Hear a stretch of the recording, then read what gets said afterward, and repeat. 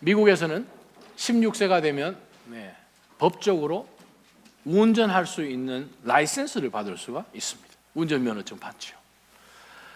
아이가 아주 기다리며 자기 생일을 손꼽아 기다려서 16세가 만으로 지나고 난 다음에 운전을 해서 연습을 해서 시험을 쳐서 라이센스를 받았어요. 자, 운전면허증을 받았어요. 그러면 자기가 원하는 속도대로 막 달릴 수 있나요? 자기가 가고 싶은 길로 막 가도 되나요? 다른 주변에 운전하고 있는 운전자들 생각하지 않고 자기가 가고 싶은 것, 자기가 어느 시간 가운데 도착을 해야 되겠다 생각을 해서 막 달릴 수 있나요? 때로는 우리가 원웨이도 많잖아요, 시내는. 또 우회전, 좌회전, 신호등을 잘 봐야 되는데 그러한 교통신호 전혀 무시하고 막 달릴 수 없지요. 분명히 법적으로 운전을 할 수 있는 자격이, 라이센스가 주어졌음에도 불구하고 못한다는 거예요. 영적 신앙도 마찬가지입니다. 법적으로 여러분은 자유인이에요. 우리 모두는 그리스도 안에서 모든 죄의 용서함을 받았고 법적으로 정죄함이 없습니다. 아멘.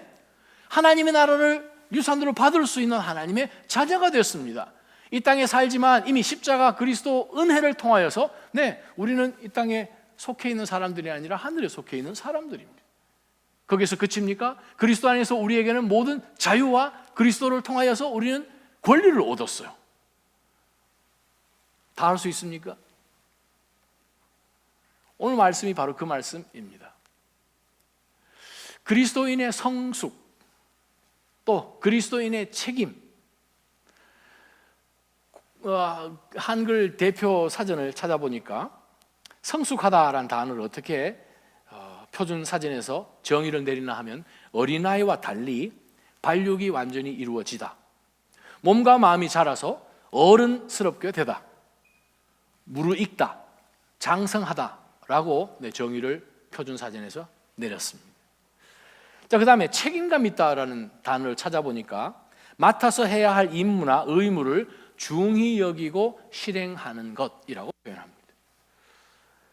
자, 우리가 신앙생활 해 나가는 가운데서 하나님이 우리 가운데 모든 은혜와 자유함과 또 법적인 권리들을 다 허락해 주셨는데 우리가 마음껏 할 수 있을까?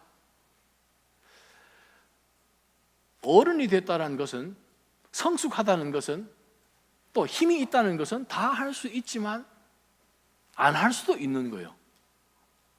특별한 이유를 다른 사람들에 대해서 내가 이 허허벌판에 나 혼자 운전하는 것이 아니라 주변에 운전하는 사람들, 차량들이 많다는 것을 인식을 하기 때문에, 혹은 우리 모두가 지켜야 하는 약속이 있으니까 하이웨이를 다닐 때에 65마일로 달리고 75마일로 달리고 텍사스 같은 경우는 85마일로 달리고 하는 거죠. 어린아이가 태어나면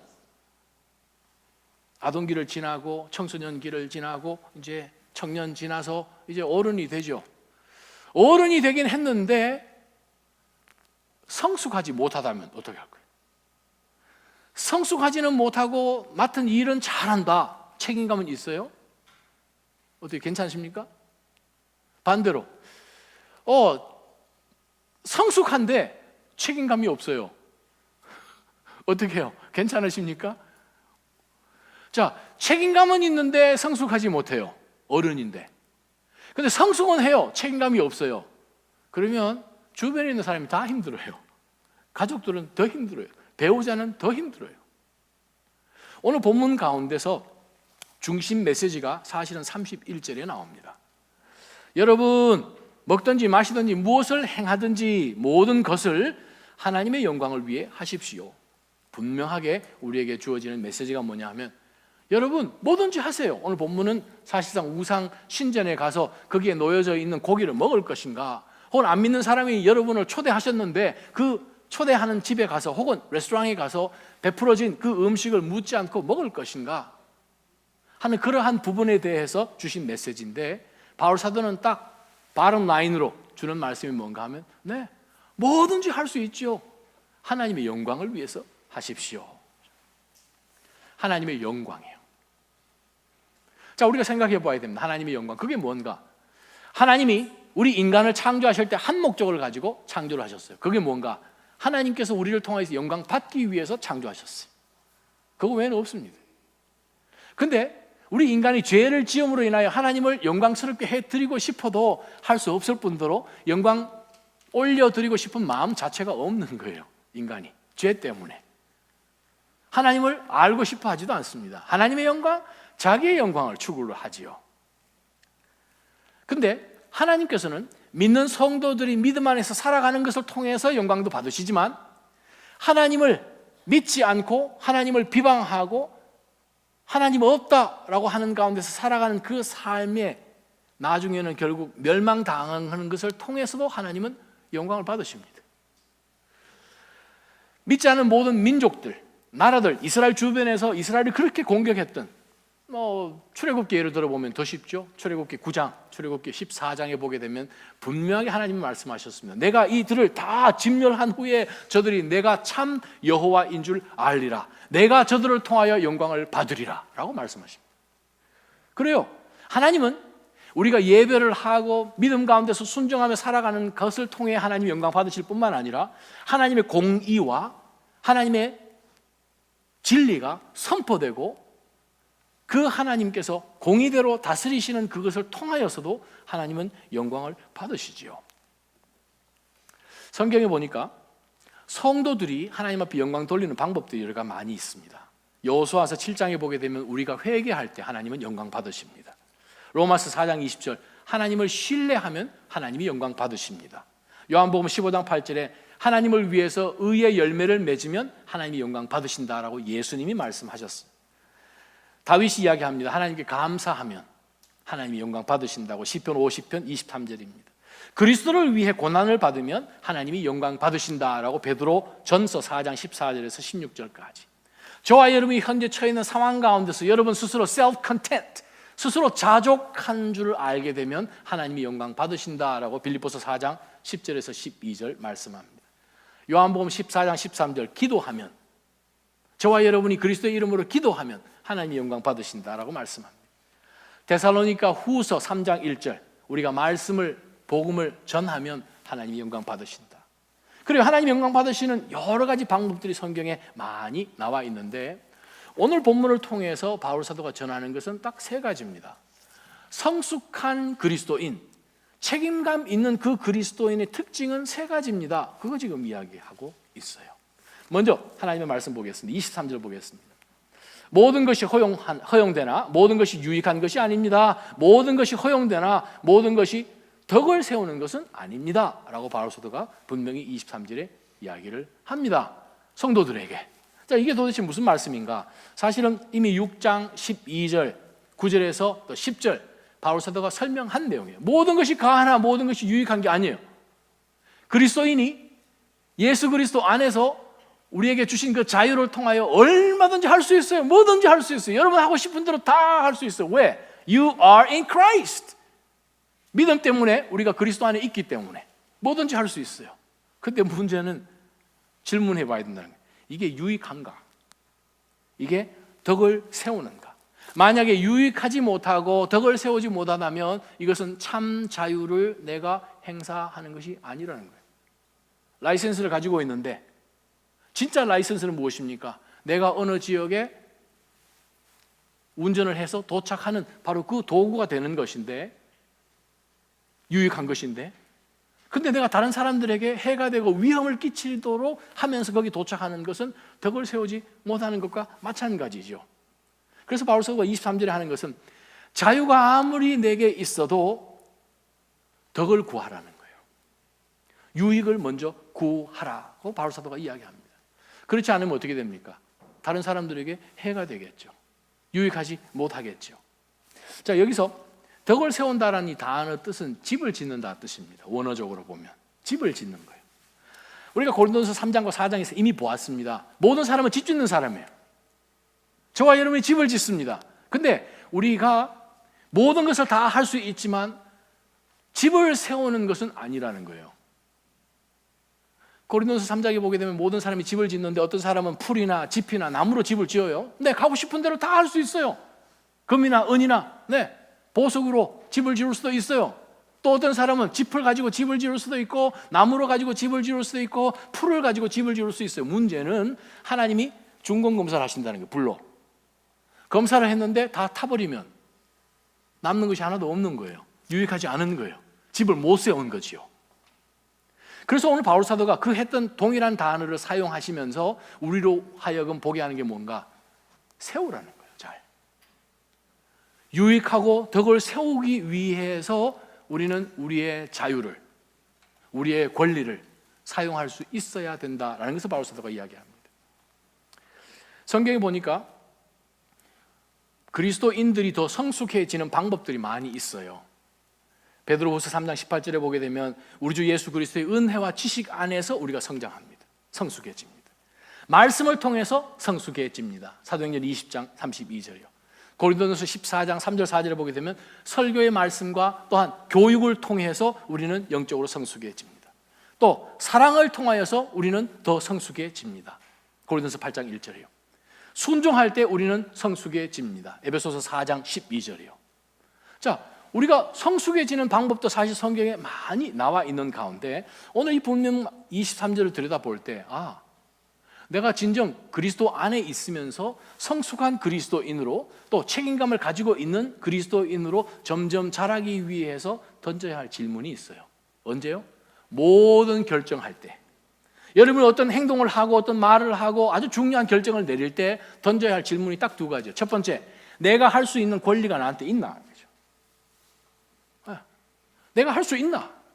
내가 legitimate-하게 이걸 할 수 있는가? 질문 첫 번째죠. 두 번째는 질문이 뭐냐면 오케이, 그러면 내가 할 수 있는 권리가 있어서 했는데 했을 때 이것이 성도들에게 유익한가? 덕을 세우나? 그것을 두 질문을 던져서 두 질문 가운데 어떤 하나라도 no라고 나오면 그 일을 하면 안 된다는 거예요. 그것이 지금 바울 사도가 이야기합니다. 아멘? 모든 상황 가운데 첫 번째, 내가 할 수 있는 권리가 있나? 자유가 있어도 이걸 그러면 하면 유익한가? 궁극적으로 하나님께 영광을 돌릴 수 있는가? 그 두 가지 질문 가운데서 우리 삶 가운데 점점 성숙해 나가는 것을 점검할 필요가 있지요. 또다시 24절을 보게 됩니다. 24절을 보게 되면 누구든지 자기 유익을 구하지 말고 남의 유익을 구하십시오. 23절보다 조금 더 깊이로 들어갑니다. 우리 인간의 본성을 정면으로 도전하는 말씀이에요. 저와 여러분은 예외 없이 나의 유익을 맨 먼저 구할 수밖에 없는 인간입니다. 그렇죠? 근데 성경은 뭐라고 말씀하시는 거 아니에요? No. 나의 유익을 구하지 말고 남의 유익을 구하라는 거예요. 참 어려운 도전입니다. 나에게는 이게 분명히 유익한 것인데 다른 사람, 주변에 있는 사람, 다른 지체들, 우리 셀 공동체에 있는 분들을 생각을 할 때 이걸 내가 해야 되나 말아야 되나? 지금 이 본문 가운데 나타나 있는 이 모든 것이 다 가하나라는 표현은 성경에 분명히 드러나지 않은 그레이 에리어를 이야기합니다. 콩이야 팥이야 분명한 것이 아니라 중간에 그냥 비스무리한 것. 회사에서 회식을 했는데 CEO와 쭉 다 함께 있는 가운데서 스테이크도 나오고 레드 와인, 포도주가 나왔어요. 마실 건가 말 것인가? 마지막 친구들 모임 가운데서 파티를 하자고 해서 시내 클럽으로 가게 됐습니다. 클럽 잘 모르시나요? 카바레 이렇게 하면 더 잘하시나요? 춤추는 데 가야 된다. 갈 것인가 말 것인가? 얼마 전에 매사추세츠에서는 마리화나가 이제 합법화 되었습니다. 마리화나를 피워요 말아요? 어떻게 할까요? 목사가 2부 예배 설교 오기 전에 마리화나를 한번 당겼습니다. 해가지고 한 2-3시간 동안 몽한 가운데서 설교를 해도 될까요 말까요? 법적으로 legally 지금 통과 다 됐잖아요. 이러한 것들에 대해서 지금 바울 사도가 이야기를 합니다. 80년대에는 우리 한국에 의료 장비가 그렇게 최첨단화되지 않아서 신장 결석을 가진 사람들이 참 많이 힘들었죠. 근데 신장 결석 가운데서 그들이 이제 어떤 처방을 이제 많이 하는가 하면 뭐 수술해서 이렇게 낫는 경우도 있지만 혹시 주변에 신장 결석으로 고생한 분들이 많이 마셨던 그 음료가 뭔지 아세요? 2가지 종류가 있어요. 하나는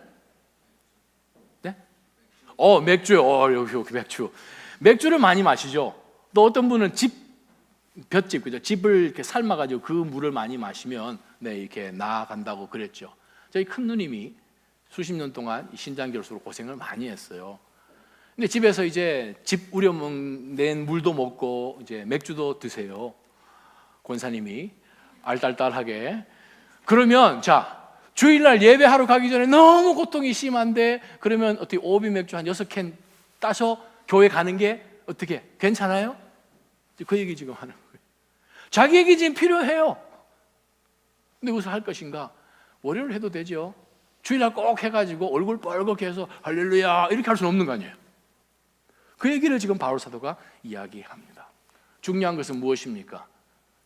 영적 성숙의 모습이 무엇입니까? 그것은 남의 유익을 구할 필요가 먼저 있다는 것을 바울 사도가 이야기합니다. 저와 여러분이 한번 하나님의 말씀 한번 읽어보십시다. 빌립보서 2장 3절과 4절 말씀입니다. 빌립보서 2장 3절 4절.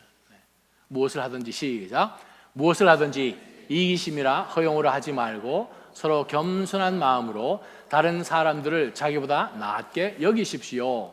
여러분은 각자 자기 자신의 일을 돌아볼 뿐더러 다른 사람의 일도 돌아보십시오. 그래요. 3절 보십시다. 이기심, 내중심이죠. 허용. 그것으로 막 하려고 하지 말고 서로 겸손한 마음으로 다른 사람을 나보다 낫게 여기는 그 그리스도의 마음을 우리가 품어야 된다는 거죠. 그것은 무엇인가? 나만 잘해서 되는 것이 아니라 먼저 구할 것은 주변에 있는 사람들에게 내가 유익한가 그렇지 않은가를 보라는 거예요. 그것이 영적 성숙의 특징이기도 합니다. 바울 사도가 여러 교회에 보낸 서신들을 제가 몇 가지 말씀드릴 때 사도행전 20장 20절에 보게 되면 바울 사도 이렇게 이야기합니다. 여러분에게 유익한 것이라면 나는 무엇이든 주저하지 않았습니다라고 고백합니다. 와우! 나에게 유익한 것이 아니라 여러분에게 유익하다면 무엇이든지 저는 주저하지 않았습니다. 디모데후서 3장 16절 성경에 관한 말씀이잖아요. 모든 성경은 하나님의 감동으로 쓰여진 것이고, 그죠? 교훈과 책망과 바르게 함과 의로 교육하기 위함인데 바로 그것이 어떻게 됩니까? 어떤 하나님께서 원하시는 선한 일을 하기에 합당하도록 유익하게 해주시는 것이 하나님의 말씀에 붙잡히는 거예요. 목적이죠. 여러분이 유익하다면 또 우리가 유익해서 주의 선한 일을 하게 된다면 고린도서 14장 26절입니다. 모든 것은 교회를 이롭게 하기 위해 하십시오. 그것도 목적입니다. 고린도서 12장 19절이요. 이 모든 것은 여러분을 세우기 위한 것입니다. 목적입니다. 에베소서 4장 29절. 오직 성도를 세워주는데 필요한 대로 선한 말을 해서 듣는 사람들에게 은혜를 끼치게 하십시오. 듣는 사람, 말한 사람이 아니라 교회, 내가 아니라 분명한 목적이 있는 것입니다. 데살로니가전서 5장 11절. 그러므로 여러분은 지금 하고 있는 그대로 서로 권면하고 서로 세워주십시오. 목적이 있다는 거예요. 저와 여러분이 하는 말과 모든 행동 가운데서 목적이 무엇인가? 사랑하는 믿음의 지체들, 다른 사람들을 유익하게 해주는 거예요. 바로 그것, 바울 사도가 추구하라고 24절에 말씀합니다. 세 번째 특징을 한번 보세요. 시장에서 파는 것은 어떤 것이든 양심에 거리낌이 생기지 않도록 묻지 말고 드십시오. 이는 땅과 거기 충만한 것이 다 주의 것이기 때문입니다. 만일 믿지 않는 사람들 가운데 어떤 사람이 여러분을 초대했어요. 여러분이 가기를 원한다면 여러분 앞에 차려진 것은 무엇이든지 양심의 거리낌이 생기지 않도록 묻지 말고 드십시오 라고 바울 사도가 이야기를 합니다. 이 말씀은 무슨 특징이 있는가? 성숙한 성도의 특징이 무엇인가? 율법주의로 나아가지 말고 좀 은혜로 나아가십시오 이 말입니다. 조금 더 쉽게 표현하면 여러분 하나님의 말씀이 있고 그 말씀 가운데 우리가 살아야 되는 것 알지만 그것조차도 얼마든지 나에게 손해가 되는 듯 하지만 내가 하는 이 행동이 너무 튀는 것처럼 하지 말라는 거예요. 예를 들어 보겠습니다. 저와 여러분이 시장에 가서 2000년 전에 고기를 사러 갔어요. 식육점에 버추샵 고기 사러 갔는데 그 아저씨 고기 좋은 거 있으세요? 네, 고기 좋은 거 들어왔어요. 그러면 2건 주세요. 잘랐어요. 이렇게 막 자르는데 한참 자르고 이제 포장을 하려고 그러는데 혹시 이거 저 크리스찬인데요. 저 이거 혹시 우상에게 갔다가 온 거지요? 왜 물어봐요? 그런데요? 그럼 나 안 살 거예요. 그러면 뒤에서 아마 소금 뿌리라 그럴지 몰라요. 다시는 오지 마세요. 그럴지도 몰라요. 막 이렇게 티를 내면서 자기가 율법 가운데 있으면서 다 지키려고 한다는 그것이 오히려 더 많이 나와서 주변에 있는 사람들에게 어렵게, 특별히 성도들 가운데서 어렵게 하지 말 것을 요청합니다. 불신자 친구가 여러분을 초청했어요.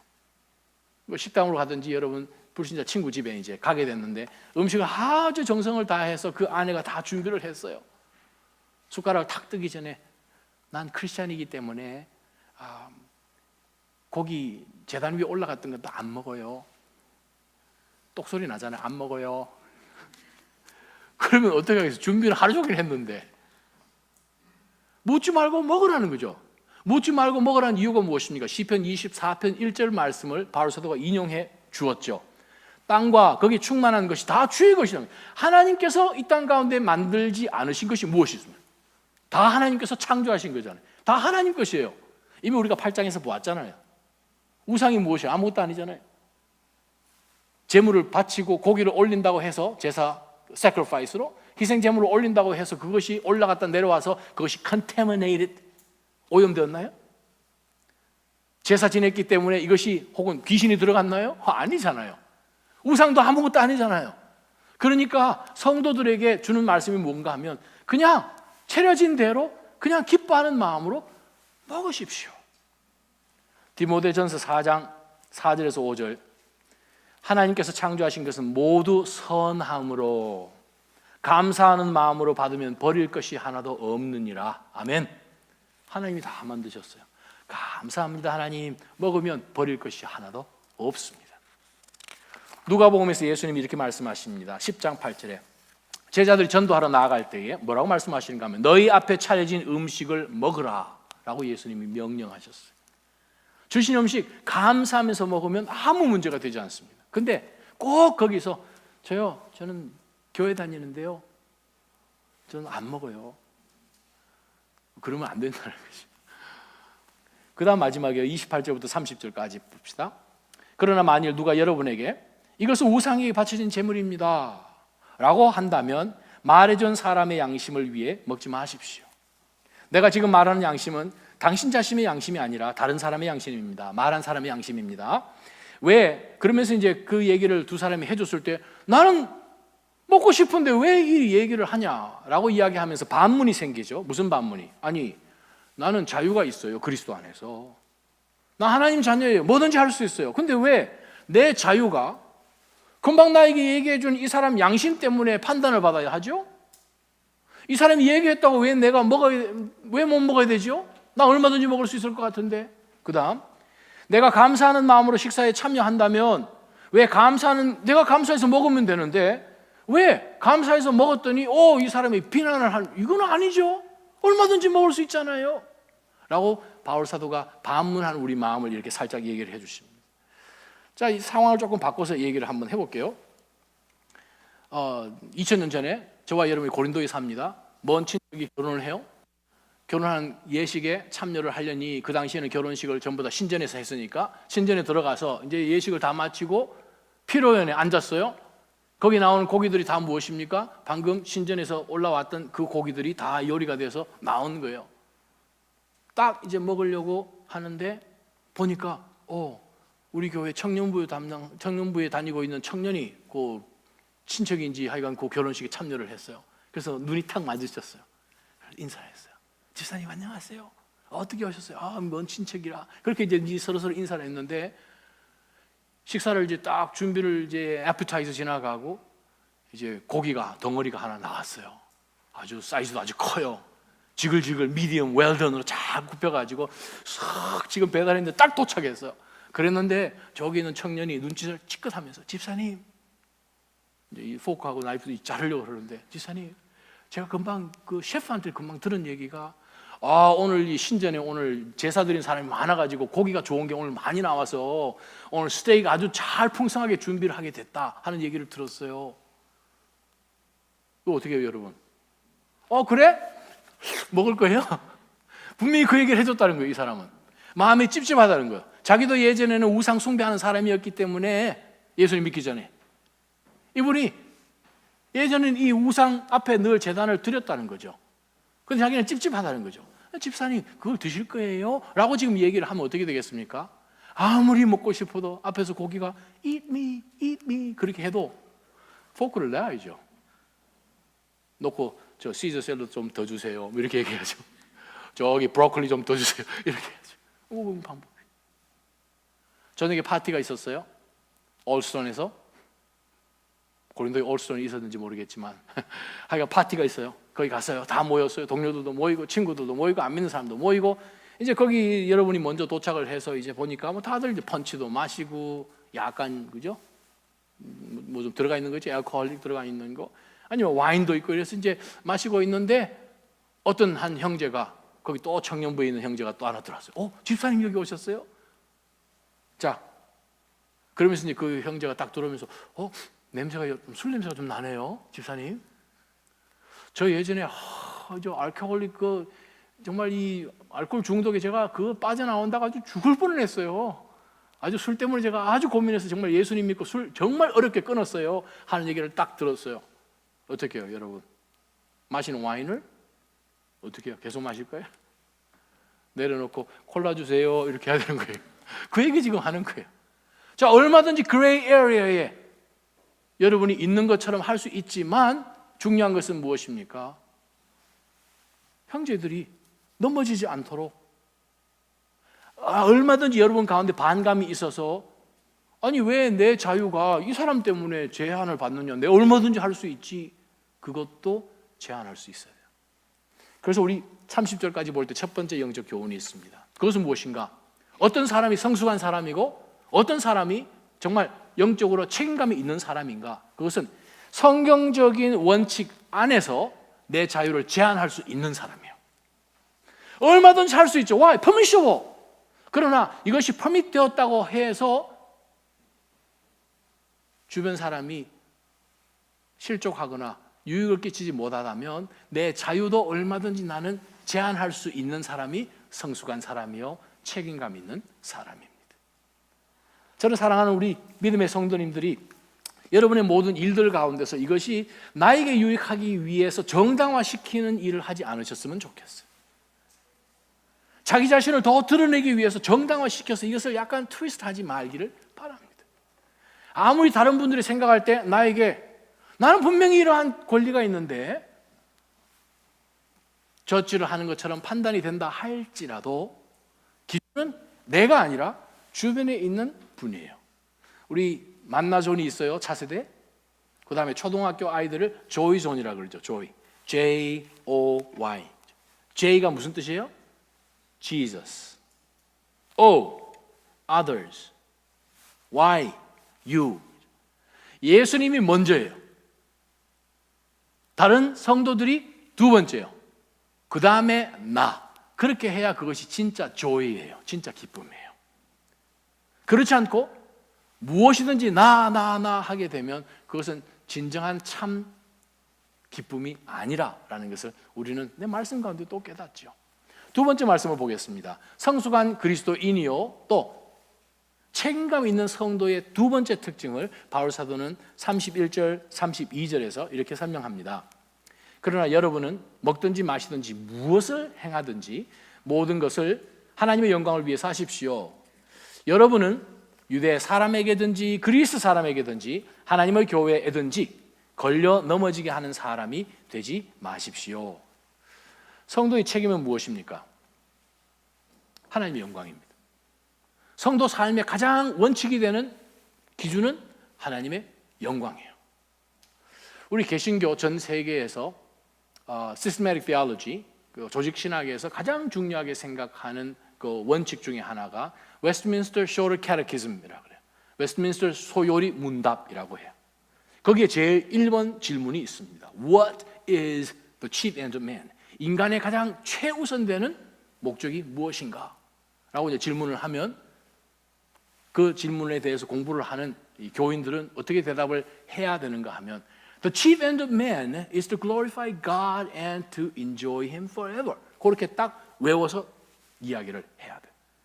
인간의 가장 최우선되는 본분은 여호와 하나님을 영화롭게 하고 영원히 그분을 즐기는 것이다 라는 그것이 정답이에요.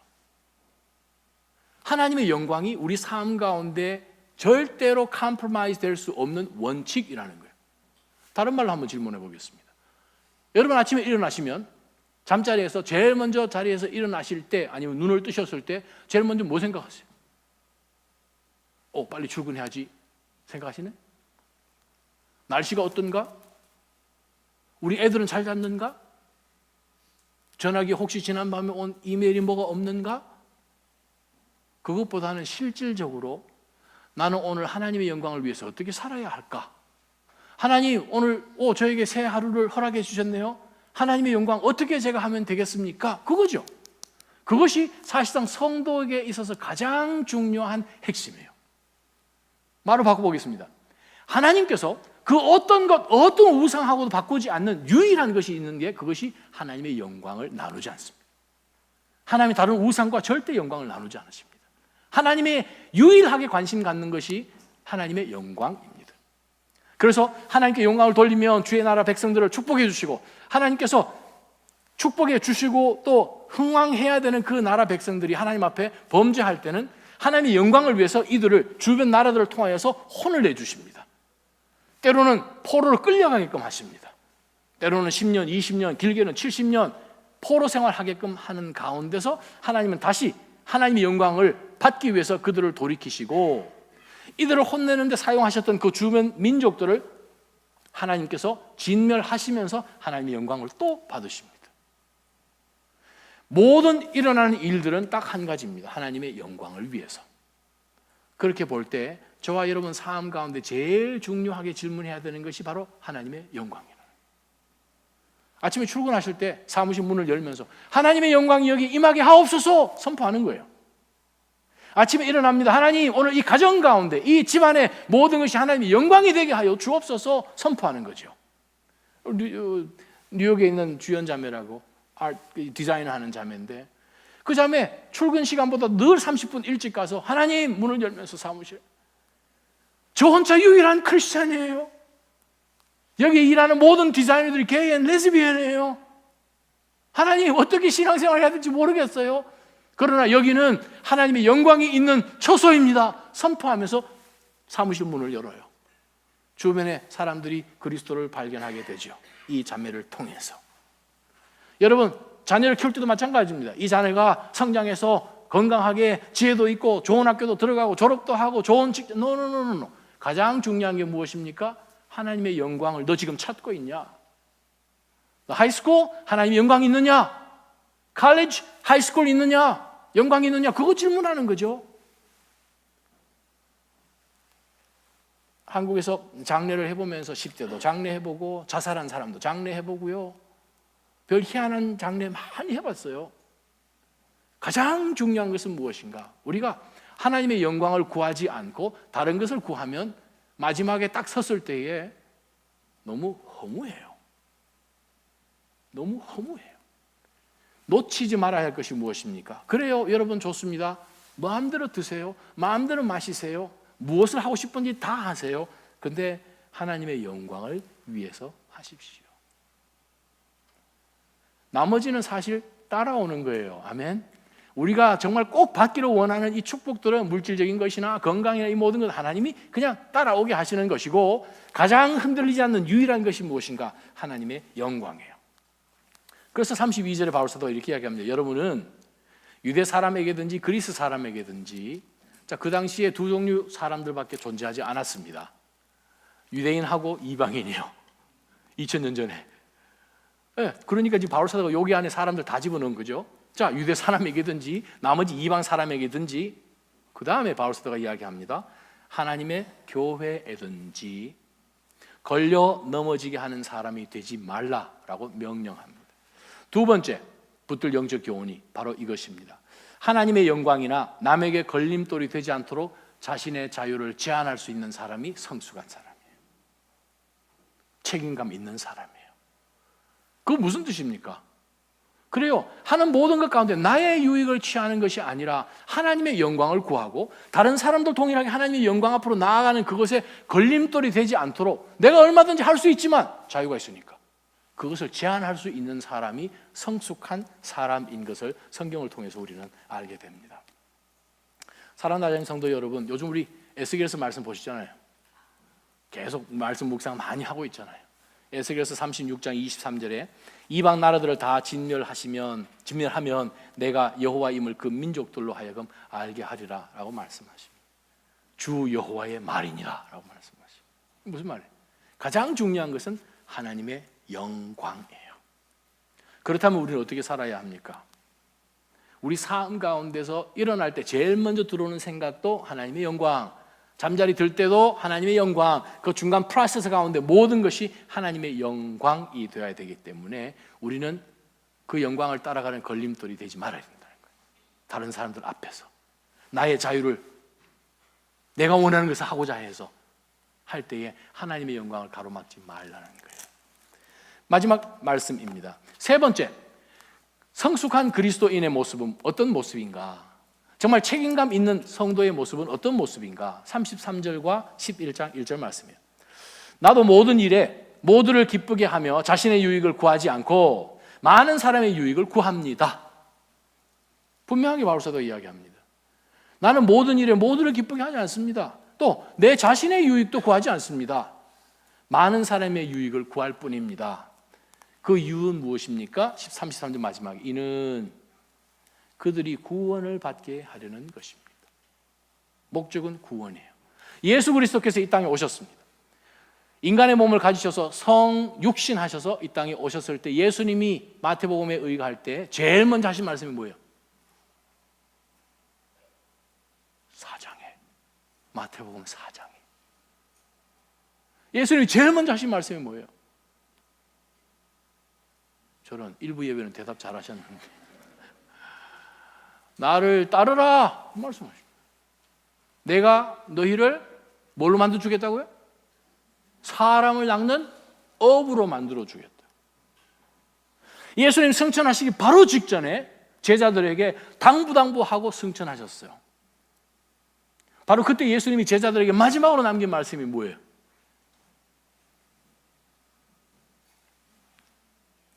마태복음 28장 제일 마지막 2절, 사도행전 1장 8절 그 말씀이잖아요. 나가서 증인 되어라. 아버지와 아들과 성령의 이름으로 세례를 주고 가르쳐 모든 것을 지키게 하라. 그래요. 무엇입니까? 나아가서 영혼을 구원시켜서 그들로 하여금 하나님의 나라에 advanced 될 수 있도록 하는 그것이 그리스도의 마음 가운데 있었습니다. 영혼 구하는 거예요. 주님께서 영혼을 구하기 위해서 이 땅에 오셨고 저와 여러분을 구원하셨고 병도 고치시고 귀신도 쫓아내시고 그런 놀라운 기적들이 무엇이고 영혼을 구원하기 위해서 오셨어요. 저희 교회 비전이 무엇이지요? 어떤 분은 저희 교회 비전이 뭐예요? 질문하더라고요. 교회가 개척되고 1년 반이 지났는데 비전이 뭐예요? 저희 교회 비전은 뭐예요? 잊어버리지 말로 주보에도 계속 매주 나오죠. 뭡니까? Find the lost. 바울 사도가 지금 33절에 하는 얘기가 무엇입니까? 이는 그들이 구원을 얻게 하는 거예요. 네, find the lost. 내가 이 일을 지금 하고 있는가? 내가 한 영혼이라도 주님 앞에 돌아오도록 그 길을 막는 일이 아니라 돌아오도록 하고 있는가? 그죠? 그러면 두 번째는 무엇입니까? Equipped, the found. 찾은 영혼을 그리스도를 발견하게 된 그 영혼을 훈련시키는 거죠. 교회 가운데서 훈련에 임하고 훈련시키고 훈련받아야 됩니다. 그게 교회가 해야 되는 일이에요. 영혼을 구원하고 훈련하고 또 훈련한 가운데서 훈련받은 사람들을 send equipped, 훈련받은 사람을 파송하는 교회가 교회의 유일한 존재 목적이에요. 이것이 안 되면 교회에 있을 이유가 없어요. 그럼 교회가 아니죠. 그래서 바울 사도가 지금 고린도를 통해 주는 교훈이 무엇입니까? 그들이 구원을 받게 하려는 것입니다. 갈라디아서 말씀 한번 찾아볼까요? 갈라디아서 1장 10절 말씀에 내가 지금 사람들을 좋게 하려고 합니까? 아니면 하나님을 좋게 하려고 합니까? 또는 내가 사람들에게 기쁨을 구하려고 애씁니까? 만일 내가 아직도 사람들에게 기쁨을 구하려고 애쓴다면 나는 그리스도의 종이 아닙니다. 오, 굉장한 지금 선포예요. 때로는 우리가 신앙생활을 하면서 주변 사람들에게 그냥 좋은 게 좋으니까 너무 심하게 하지 않고 분명히 하나님 말씀의 원칙은 있는데 그냥 저분에게 마음을 헐트하지 않기 위해서 그냥 원칙이 정당화되는 거죠. 씩 바뀌는 거죠. 저 사람을 좀 좋게 하려고. 저 사람을 좋게 하면 저 사람이 나에 대해서 좋은 얘기를 해주겠죠. 그러한 가운데서 우리가 기준이 말씀과 하나님이 우리 가운데 주신 이 원칙에 있지 않고 관계에 있다는 거예요. 관계에 있어지면 나는 어떤 사람이 되는가? 사람을 플리즈하는 사람이 돼요. 그러면 상대방도 나를 플리즈 해주겠죠. 그래서 어깨동무하고 사는 거예요. 그거는 교회가 아닙니다. 클럽이죠. 교회는 무엇입니까? 하나님의 영광을 위해서 쫓아나가면서 하나님을 기쁘시게 하는 거예요. 질문이 무엇입니까? 이 일이 나를 기쁘게 하는가 하나님을 기쁘게 하는가? 그 질문을 던져라. 바울사도가 지금 그 이야기하는 것이에요. 그러면서 바울사도가 이야기합니다. 내가 그렇게 만약에 한다면 나는 그리스도의 종이 아니다. 그 말은 무엇인가? 나는 그리스도의 일을 안 한다는 거죠. 다른 일을 한다는 거예요. 저와 여러분이 구원은 받았는데 열심히는 하는데 이것이 하나님의 영광을 위한 것이 아니라면, 하나님을 기쁘시게 하는 것이 아니라면 나는 지금 열심히 일을 해도 이건 영원한 것과 상관이 없는 거예요. 하나님 나라 갔을 때 상 것 받는 것과 전혀 상관이 없는 시간 낭비하고 있는 거예요. 사랑하는 낮아짐 성도 여러분, 우리의 이 교회의 존재 목적은요, 영혼을 찾아서 영혼을 구원해서 훈련시켜서 파송하고 저와 여러분이 파송되는 겁니다. 아멘. 그렇지 않으면 우리가 하는 그 어떤 일이라도 영혼하고 상관이 없으니까 안 한만 못하죠. 그래서 바울 사도가 11장 1절에 이렇게 이야기합니다. 내가 그리스도를 본받는 것처럼 여러분은 나를 본받는 사람이 되십시오. 무슨 뜻입니까? 그리스도께서 이 땅 오셨을 때 한 영혼을 구원하기 위해서 모든 것을 다 내려놓으셨어요. 하나님의 본체이시지만 자기를 다 비워서 종의 인간의 모습으로 오셨어요. 다 포기하시고 희생하시고 자기의 모든 주도권이며 모든 것을 다 내려놓고 인간이 되셔서 우리하고 똑같이 되셨어요. 오셨어요. 구원해 주셨어요. 그것을 우리에게 바울 사도가 이야기하면서 주님이 그렇게 하셔서 나도 주님 닮아갑니다. 그러면 우리는요, 기준이 내가 아니라는 거죠. 나에게 아무리 유익해도, 내가 아무리 옳다고 해도 말씀 가운데서 지체들이 유익되지 못하다면, 덕이 세워지지 않는다면 하지 말라라고 바울 사도가 이야기합니다. 여러분 어떻게 그리스도를 지금 본받아 가고 있습니까? 복음을 위해서 핍박당하고 계세요? 목사님 그거는 저기 아이시스 있는 그런 선교지나 이라크나 이런 데서. 아니 여러분 복음을 지키기 위해서, 진리를 지키기 위해서 무엇을 손해보고 계십니까? 그거죠. 내게 아무리 이것이 유익해도 내가 그리스도에게 또 하나님의 영광을 위해서 해가 되면 이것을 돌아보지도 않는 그러한 결단으로 나아가고 계십니까? 빌립보서 3장이잖아요. 내게 이게 아무리 유익해도 나는 이것을 분토로 여기는 것, 그건 결단입니다. 굉장한 결단이죠. 그렇게 나아가라고 바울 사도가 이야기합니다. 여러분 보내는 시간 가운데서 어때요? 성경 통독하고 기도하고 경건 서적을 읽는 것 가운데서 시간을 더 많이 보내시나요? 아니면 인터넷으로 서칭하고 드라마 보고 하는 그것으로 여러분 또 운동하고 하는 것으로 시간을 더 많이 보내시나요? 그리스도를 위하여서 우리가 희생하는 것이 필요해요. 그리스도를 사랑한다고 이야기를 했다면 우리는 그분을 기쁘시게 하는 일에 우리가 더 집중해야 된다는 뜻입니다. 장롱면허라는 게 있어요. 장롱면허가 뭐예요? 면허증이 지갑에 있어야 되는데 어디에 있어요? 장롱 안에 있는 거예요. 장롱 안에 있는 이유는 운전을 안 한다 이 말이죠. 면허는 땄는데 장롱 안에 들어있는 거예요. 못하죠 운전을. 경험도 없고 어떻게 해야 되는지 면허는 땄는데 그 말은 무엇입니까? 프랙티스를 하지 않음으로 인하여서 면허는 땄지만 실용성이 없는 거예요. 저와 여러분이 말씀을 통하여서 요즘 계속해서 고린도전서 말씀을 통해 우리 낮아짐 교회에 적용되고 있습니다. 비슷하게 가는 것 같은 그러한 말씀도 많이 있죠. 고린도 교회나 모든 세상에 있는 교회나 다 그러한 단계들을 지나가는 가운데서 자 말씀은 많이 듣습니다. 근데 이것이 적용이 안 되면, 삶 가운데 적용이 되어서 연습이 안 되면 이건 장롱 면허 되는 거예요. 저와 여러분 삶 가운데서 말씀을 받았지만 그것이 꼭 장롱 면허로 스탑되지 않기를 주님의 이름으로 축원합니다. 저는 모두가 그리스도 안에서 성숙하셨으면 좋겠고요, 그리스도 안에서 정말 책임감을 가진 그러한 리더들로 잘 세워지셨으면 좋겠어요. 그거 무엇입니까? 성경적 원칙 안에서 내 자유를 얼마든지 제한할 수 있는 그러한 넉넉함이 우리 가운데 있어야 되죠. 하나님의 영광을 위해서라면 절대로 교회에게 걸림돌이 되지 않도록 내 자유를 제한할 수 있는 사람이지요. 한 영혼이라도 구원하기 위하여서 영적 구원하는 그것에 모든 것을 초점을 두어서 나의 모든 것을 희생하고 포기하는 그것이 성숙한 사람들이에요.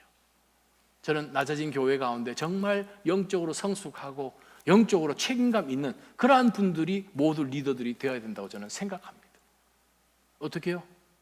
성숙은 했는데 책임감이 없어요? 책임감은 있는데 성숙하지 못해요? 그러면 하나님의 교회가 될 수 없는 거예요.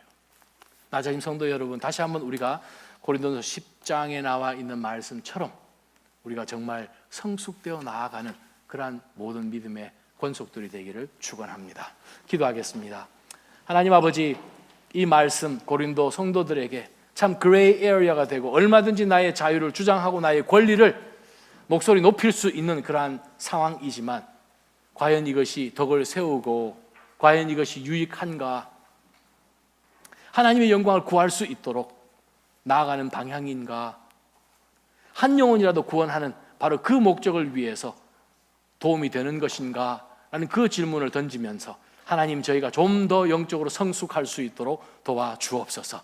모든 것이 가하나 모든 것이 유익한 것은 아닌 것을 주여 저희가 알 때에 믿음 안에 비본질적인 것에서 목숨 걸지 않게 하여 주시고, 하나님, 실족하지 않도록 본질에 저희가 충실할 수 있는 깨어있는 성도들 되게 하여 주옵소서. 예수님의 이름으로 감사하며 기도하옵나이다. 아멘.